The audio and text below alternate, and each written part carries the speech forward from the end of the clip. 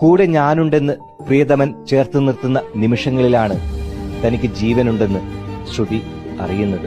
അപ്പനായിട്ടും അമ്മയായിട്ടും ഇവളുടെ എല്ലാം ഞാൻ തന്നെ. കപ്പയ്ക്ക് തന്നെ ഞാൻ എന്തൊക്കെ വന്നാലും ഇവളുടെ കൂടെ തന്നെ ഞാനുണ്ടാവും. ഇന്നല്ലെങ്കിൽ നാളെ എനിക്കെന്തെങ്കിലും പറ്റിക്കഴിഞ്ഞാൽ ഇവളെ അനാഥ എന്ന് പറഞ്ഞിട്ട് എനിക്ക് തോന്നുമല്ലോ, ആ ഒരു സങ്കടം മാത്രമേ ഉള്ളൂ.